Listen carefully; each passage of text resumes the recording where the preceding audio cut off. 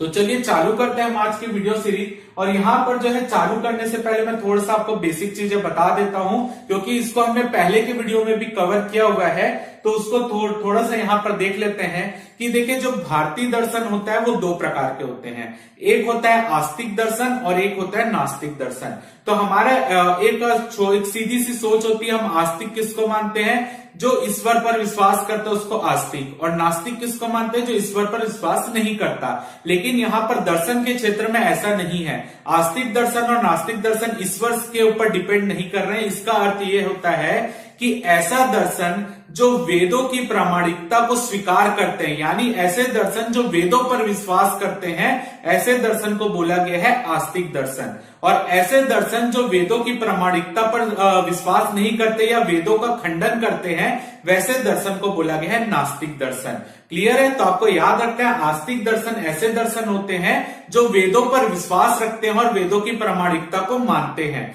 तो उसको बोला गया आस्तिक दर्शन। जैसे आचार्य मनु ने भी कहा है, नास्तिको वेद निंदका, यानी नास्तिक दर्शन वो है जो वेद की निंदा करते हैं। ठीक है, तो अगर हम देखें तो हमारे जो षड दर्शन है भारतीय दर्शन में, वो सभी आते हैं आस्तिक दर्शन के अंतर्गत। जैसे सांख्य दर्शन, योग दर्शन, न्याय दर्शन, वैशेषिक दर्शन, वेदांत दर्शन और मीमांसा दर्शन। ये है हमारे भारतीय दर्शन के षड दर्शन। तो ये षड दर्शन जो है ये आस्तिक दर्शन है, यानी ये सभी दर्शन जो है वेदों की प्रामाणिकता को पर विश्वास करते हैं। और जो सेकंड दर्शन होते हैं वो होते हैं नास्तिक दर्शन। नास्तिक दर्शन जो वेदों की निंदा करते हैं या वेदों की प्रामाणिकता पर विश्वास नहीं करते।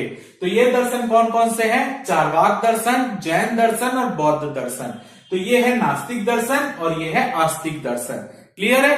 तो अब यहां पर हम सबसे पहले आस्तिक दर्शन के अंतर्गत जो षड दर्शन आते हैं उसमें हम सबसे पहले कवर करेंगे सांख्य दर्शन को। तो सांख्य दर्शन जो है ये सबसे प्राचीनतम षड दर्शन है, यानी जो ये 6 दर्शन हम षड दर्शन देख रहे हैं, इन 6 दर्शन में सबसे प्राचीन यानी सबसे पुराना दर्शन जो है वो है सांख्य दर्शन। तो सबसे पहला क्वेश्चन आपके पेपर में बन सकता है कि कौन सा षड दर्शन सबसे प्राचीन है? तो कौन सा षड दर्शन सबसे प्राचीन है? सांख्य दर्शन। दूसरा क्वेश्चन आपके प्री में बन सकता है कि सांख्य दर्शन के प्रवर्तक कौन है? तो सांख्य दर्शन के प्रवर्तक है कपिल मुनि।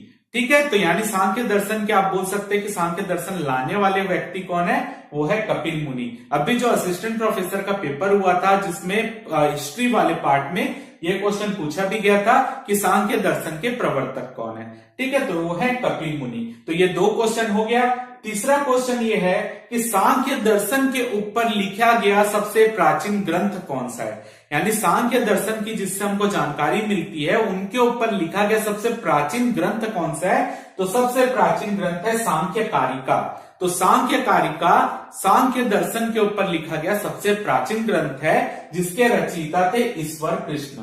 क्लियर है? तो ईश्वर कृष्ण के द्वारा कौन सा सांख्य कारिका ग्रंथ लिखा गया था, जिससे सांख्य दर्शन की जानकारी मिलती है। क्लियर है? इसके अलावा जो चौथा क्वेश्चन आपके प्री में पूछा जा सकता है कि कौन से उपनिषद में कपिल मुनि का नाम आया है? तो वो है श्वेताश्वतर। श्वेताश्वतर जो है उपनिषद, उसमें किसका नाम बताया गया है? कपिल मुनि का। तो ये हो गया आपका चौथा क्वेश्चन जो प्री में आ सकता है। तो श्वेताश्वर या श्वेताश्वतर उपनिषद दोनों एक ही है। तो श्वेताश्वतर उपनिषद में कपिल मुनि का नाम आया है या उसका उल्लेख है, ये आपको पता होना चाहिए। अब यहां पर ये देखते हैं कि ये सांख्य दर्शन का नाम एक्चुअल में सांख्य दर्शन रखा क्यों गया? तो यहां पर ऐसा माना जाता है कि इस दर्शन में हम उन तत्वों की गिनती करते हैं जिसके ज्ञान से हम मोक्ष प्राप्त कर सकते हैं। यानी ऐसे इस दर्शन के अंतर्गत ऐसे तत्वों की गिनती की जाती है, अगर जिनका हमको ज्ञान हो जाता है तो हम मोक्ष को प्राप्त कर सकते हैं। तो गिनती कर रहे हैं यानी संख्या होगी तभी तो गिनती कर रहे हैं। तो इसी गिनती के कारण इस दर्शन को सांख्य दर्शन बोला गया। एक मत ये है। ठीक है, तो ऐसे तत्वों की गिनती इस दर्शन के अंतर्गत की जाती है जिसके ज्ञान हो जाने पर व्यक्ति मोक्ष प्राप्त कर सकता है। तो इसी के लिए जो है इस दर्शन का नाम रखा गया सांख्य दर्शन। अब यहां पर आपको एक चीज और पेपर के दृष्टि से इंपॉर्टेंट चीज निकल के ये आती है कि यहां पर मोक्ष किससे प्राप्त किया जा सकता है? तत्वों के ज्ञान से, यानी इसमें ऐसे तत्वों की गिनती हो रही है अगर जिसका ज्ञान हो जाए तब मोक्ष प्राप्त कर सकते हैं। यानी यहां पर मोक्ष प्राप्त करने का साधन किसको बताया गया है? ज्ञान को। तो आपको याद रखना है कि मोक्ष प्राप्त करने का साधन ज्ञान है सांख्य दर्शन के अनुसार। तो पेपर में इस तरीके का क्वेश्चन आता है कि सांख्य दर्शन के अनुसार मोक्ष प्राप्ति का साधन क्या है? तो आपको ऑप्शन में भक्ति देगा, ज्ञान देगा, तो इस तरीके का ऑप्शन रहेगा। तो आपको पता होना चाहिए सांख्य दर्शन के अनुसार मोक्ष प्राप्ति का जो साधन है वो है ज्ञान। तो अब हम आगे यही पढ़ने वाले हैं कि ये ज्ञान की प्राप्ति हमको कैसे होती है। जैसे हमने यहां पर बोला कि तत्वों की गिनती की जाती, तो वो तत्व कौन कौन से हैं जिनके बारे में अगर जानकारी हो जाती, जिनके बारे में अगर ज्ञान हो जाता है तो मोक्ष प्राप्त किया जा सकता है, यही हमको बताता है सांख्य दर्शन। तो आपके यहां पर हमने 5 से 6 क्वेश्चन कवर कर लिए हैं कि इसके प्रवर्तक कौन है? कपिल मुनि है। प्राचीनतम षट दर्शन है। प्राचीनतम ग्रंथ कौन सा सांख्य दर्शन के ऊपर लिखा गया? सांख्यकारिका। कौन से उपनिषद में कपिल मुनि का नाम आता है? और यहां पर मोक्ष प्राप्ति का साधन सांख्य दर्शन के अनुसार ज्ञान है। तो ये क्वेश्चन हो गया आपके प्री के लायक। अब हम आगे बढ़ते हैं और इसी को देखते हैं।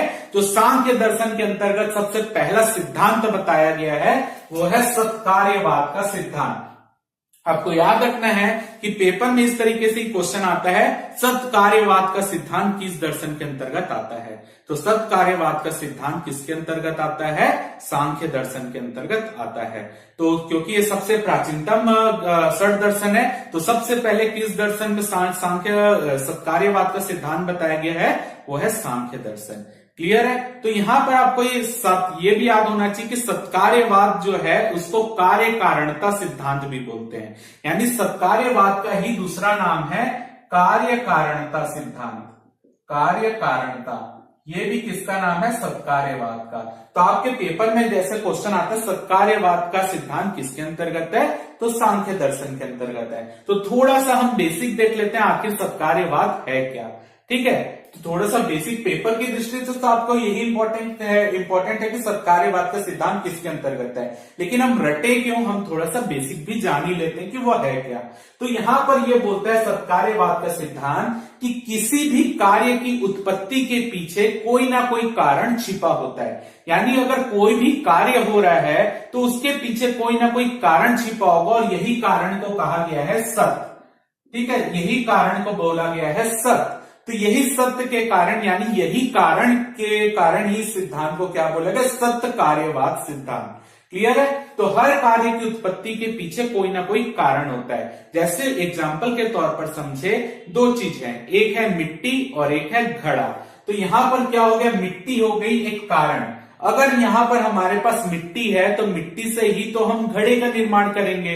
तो मिट्टी हो गई कारण, मिट्टी होने के कारण ही हमने क्या किया? घड़े का निर्माण किया।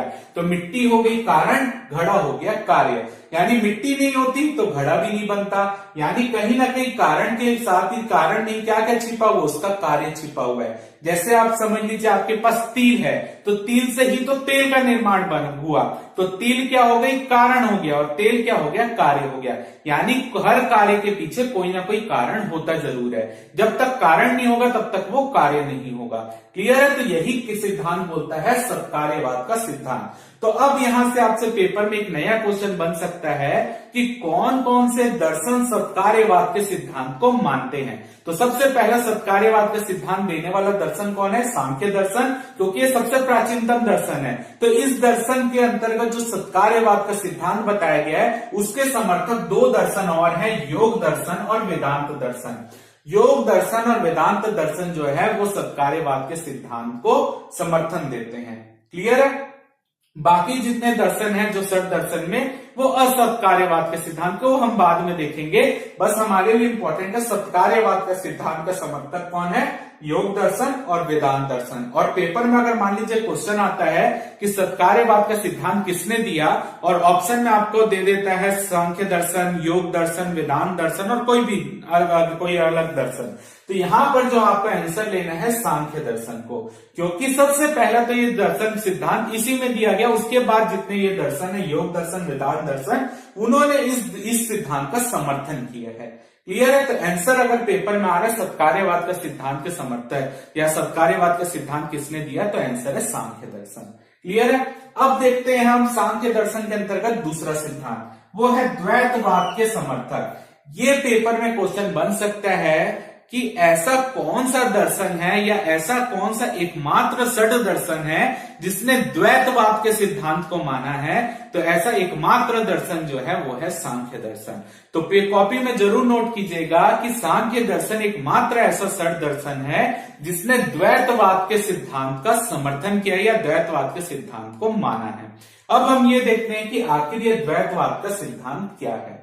यहां पर बोला गया है कि सांख्य दर्शन के अंतर्गत कि जो सृष्टि का निर्माण होता है वो दो तत्वों से मिलकर होता है, यानी बेसिक दो तत्व मिलकर जो है वो सृष्टि का निर्माण करते हैं। और ये दो तत्व है प्रकृति और पुरुष, यानी दो चीजों से मिलकर जो है इस सृष्टि का निर्माण हुआ है। तो ये है एक प्रकृति और एक होता है पुरुष। तो प्रकृति क्या है? प्रकृति वह मूल तत्व जिससे यह पूरा जगत बना है। ठीक है, ऐसा मूल तत्व जिससे संपूर्ण जगत बना है वो कहलाता है प्रकृति। और पुरुष क्या है? पुरुष एक विशुद्ध आत्मा होती है। विशुद्ध आत्मा यानी जिसका कोई मन नहीं होता, अहंकार नहीं होता, कोई द्वेष नहीं होता, तो ऐसी विशुद्ध आत्मा होती है पुरुष। तो जब ये प्रकृति और पुरुष का मिलन होता है तभी किसी व्यक्ति का जन्म होता है। तो यानी यहां पर सीधा सीधा ये बोला गया है कि इस सृष्टि का निर्माण के पीछे कोई भी ईश्वर नहीं है। यानी जैसे नॉर्मल हम सोचते हैं कि इस सृष्टि का निर्माण ईश्वर के द्वारा हुआ है, तो ये जो सांख्य दर्शन है वो इस धारणा को नकार देता है। सांख्य दर्शन एक निरीश्वरवादी दर्शन है, यानी वो ये नहीं मानता कि इस सृष्टि का निर्माण ईश्वर के द्वारा हुआ है। तो आपको याद रखना है कि सांख्य दर्शन एक निरीश्वरवादी दर्शन है, यानी ये नहीं मानता कि ये सृष्टि का निर्माण ईश्वर ने किया है। ये मानता है कि सृष्टि का निर्माण दो चीजों से मिलकर हुआ है, एक वो है प्रकृति और एक है पुरुष। प्रकृति वो चीज होती है या प्रकृति एक ऐसा मूल तत्व है जिससे मिलकर, या प्रकृति एक ऐसा मूल तत्व है जिससे ये जगत बना है। और जब ये जगत और पुरुष यानी विशुद्ध आत्मा मिल जाती है तो एक मनुष्य का जन्म होता है, यानी सृष्टि का जन्म होता है। क्लियर है। तो यहां पर अब आगे जो है अगला सिद्धांत जो है वो है विकासवाद का सिद्धांत। तो आपसे पेपर में डायरेक्ट क्वेश्चन पूछा जाएगा प्री के हिसाब से कि विकासवाद का सिद्धांत किस दर्शन के अंतर्गत आता है। तो विकासवाद का सिद्धांत आता है सांख्य दर्शन के अंतर्गत। यानी ये ऐसा मानते हैं कि ये जो सृष्टि है वो ईश्वर के द्वारा नहीं बनी है, बल्कि ये विकासवाद के यानी समय के हिसाब से ये धीरे धीरे विकसित होकर या कुछ तत्वों से मिलकर इस सृष्टि का निर्माण हुआ है। तो अब हम यही देखने वाले हैं कि ये विकासवाद का सिद्धांत क्या है। तो यहां पर जैसे कि मैंने बताया दो तत्व होते हैं प्रकृति और पुरुष। ये दोनों तत्व जब आपस में मिल जाते हैं तो सृष्टि का निर्माण हो जाता है। लेकिन प्रकृति के अंतर्गत और भी बहुत सारे तत्व मौजूद होते हैं। तो सांख्य दर्शन के अंतर्गत ये बताया गया है कि प्रकृति के तीन प्रकार के गुण होते हैं। प्रकृति में तीन प्रकार के गुण होते हैं, सतगुण, रजगुण और तम गुण। ठीक है, यानी सात्विक, राजसिक और तामसिक, ये तीन तरीके के गुण प्रकृति में पहले से मौजूद होते हैं। सात्विक गुण क्या होता है? सात्विक गुण वो होता है जो अच्छे कर्मों के लिए प्रेरित करता है। ठीक है, जिसमें ज्ञान की अनुभूति होती है, ज्ञान की अनुभूति होगी तो अच्छे कर्मों की ओर प्रेरित करेगा।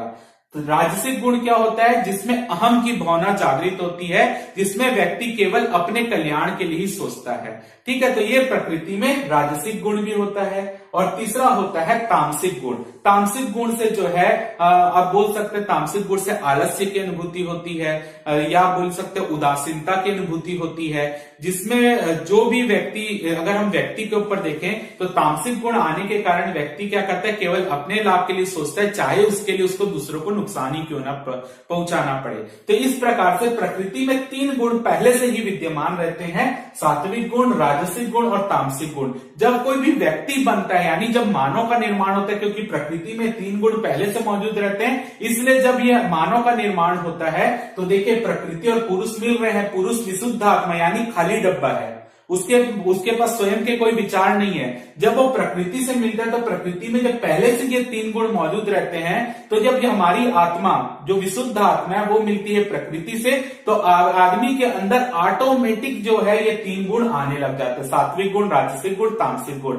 यानी आपने देखा होगा कोई व्यक्ति वर्तमान में ऐसा होता है जो अच्छे कर्म करता है और ज्ञान जब उसको प्राप्त हो जाता है तो अपने ज्ञान का प्रयोग अच्छे कार्यों के लिए करता है। उसके बाद कई व्यक्ति ऐसे होते हैं जिसमें राजसिक गुण होते हैं, जिसमें अहम की भावना होती है, वो केवल अपने स्वार्थ के लिए काम करता है। और तामसिक गुण जिसमें व्यक्ति अपने खुशी के लिए दूसरों को नुकसान पहुंचाता है। तो ये हमारे अंदर ऑटोमेटिक तो नहीं आया, ये हमारे अंदर कहां से आया? जो प्रकृति में पहले से मौजूद है उसके कारण हमारे अंदर ये चीज भाव उत्पन्न हो रहा है। क्लियर है? तो यहां पर वही बोला गया है कि प्रकृति के अंतर्गत 3 तत्व पहले से, 3 गुण पहले से मौजूद होते हैं, सतगुण, रजगुण और तम गुण। तो यही 3 गुण प्रकृति में जो पहले से मौजूद रहते हैं, इसी को बोला गया है त्रिगुण सिद्धांत। तो आपके पेपर की दृष्टि से एक क्वेश्चन और बन गया, त्रिगुण सिद्धांत का वर्णन किस दर्शन में किया गया है? तो सांख्य दर्शन में किया गया है। तो त्रिगुण सिद्धांत जो है कि प्रकृति में ये पहले से 3 गुण उपलब्ध होते हैं। क्लियर है? अब देखिए, प्रकृति में 3 गुण है, सतगुण, रजगुण और तम गुण। जब प्रकृति में यहां पर सतगुण की अधिकता हो जाती है, जब प्रकृति में सतगुण की अधिकता हो जाती है, यानी सतगुण क्या करता है? रजगुण और तम गुण को डोमिनेट कर देता है, तो एक नया तत्व मिलकर प्रकृति में सामने आता है, वो है बुद्धि। यानी प्रकृति में जब सतगुण की अधिकता होती है, यानी सतगुण रजगुण और तम गुण को डोमिनेट करता है, तो एक नया तत्व प्रकृति से निकलकर सामने आता है, वो है बुद्धि, जिसको कहा गया है महत तत्व। क्लियर है? वैसे ही बोला गया है, अगर प्रकृति में राजसिक गुण हावी हो जाता है या रजगुण जो है डोमिनेट कर देता है सतगुण और तम गुण को, तो ऐसी स्थिति में अहंकार की उत्पत्ति होती है। यानी प्रकृति से कौन नया तत्व बन जाता है? अहंकार। तो अगर प्रकृति में सतगुण की अधिकता हो जाए, रज और तम गुण को डोमिनेट करके, तो बुद्धि निर्मित होगी। अगर रजगुण की अधिकता हो जाए तो अहंकार उत्पन्न होगा। अब यहां पर सांख्य दर्शन के अंतर्गत अहंकार को 3 प्रकार से डिवाइड किया गया है। अहंकार होता है सात्विक अहंकार, तेजस अहंकार और तामस अहंकार। तो सात्विक अहंकार में बोला गया है, सात्विक अहंकार से 11 इंद्रियों का जन्म होता है। ठीक है? यानी सात्विक अहंकार जब किसी व्यक्ति में आता है, सात्विक अहंकार ऐसा बोला गया है, ऐसा अहंकार जिसमें सतगुण की अधिकता हो। यानी सात्विक अहंकार में व्यक्ति अच्छे कर्मों के बारे में सोचता है। व्यक्ति नहीं बोल सकता, हम प्रकृति अच्छे कर्मों के बारे में सोचती है। यानी सात्विक अहंकार अगर किसी में है, तो उसमें जब उसको ज्ञान की प्राप्ति होगी तो वो अच्छे कार्यों के बारे में सोचेगा, तो वो है सात्विक अहंकार। तो सात्विक अहंकार से टोटल 11 इंद्रियों का जन्म होता है। वो कौन कौन सी है? पहला है 5 ज्ञानेंद्री, जिसमें नेत्र, श्रवण, ध्यान, रसना, त्वचा। यानी आदमी देखना सीखता है, मतलब इस गुण से देखने की शक्ति आती है, श्रवण से सुनने की, घ्राण से जो है सूंघने की, रसना यानी आपके स्वाद की, और त्वचा यानी स्पर्श की। और इसके बाद 5 कर्मेंद्री का जन्म होता है। 5 कर्मेंद्री है मुख, हाथ, पैर, मल द्वार और जनेंद्री।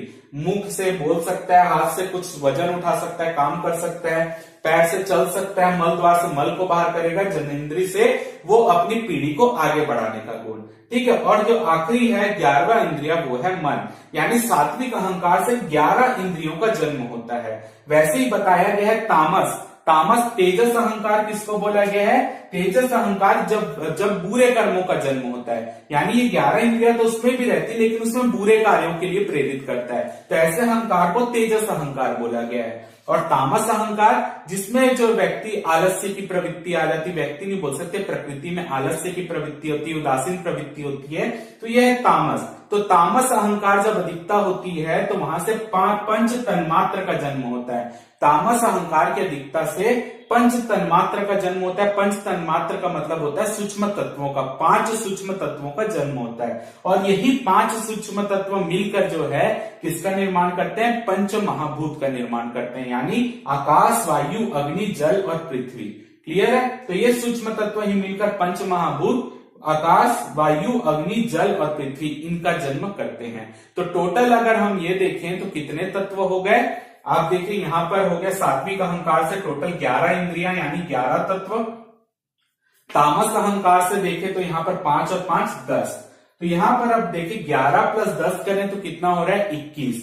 21 अहंकार हो गया 22, बुद्धि हो गया 23 और प्रकृति हो गई 24। तो ये 24 तत्व हो गए। अब ये 24 तत्व अगर मिल जाते हैं पुरुष से, यानी टोटल तत्वों की संख्या कितनी हो गई 25। तो टोटल ये 25 तत्वों का अगर मेल हो जाता है तो एक व्यक्ति का जन्म हो जाता है, यानी सृष्टि का जन्म हो जाता है। अब क्योंकि प्रकृति में ये गुण पहले से मौजूद है, तो अगर कोई व्यक्ति का जन्म होगा तो वो उसमें ये गुण पहले से होंगे। अब वो व्यक्ति इस गुणों के आधार पर, क्योंकि व्यक्ति में तामसिक गुण भी होगा, सद्गुण भी होगा, राजसिक गुण भी होगा। अब व्यक्ति में अगर क्योंकि गुण हो गया, उसके पास मन की भी प्रवृत्ति हो गई, अगर व्यक्ति के पास मन आ गया यानी कहीं ना कहीं व्यक्ति में दुखों का संचार भी होगा, क्योंकि मन से ही व्यक्ति क्या करता है, देखेगा कि उसके पास इतना पैसा है तो उसको दुख होने लगेगा।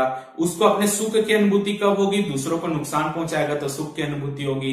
अच्छा परफॉर्म करेगा तो सुख की अनुभूति होगी। तो ये सब कहां से आ रहा है, ये हमारी इंद्रियों से तो आ रहा है, मन से।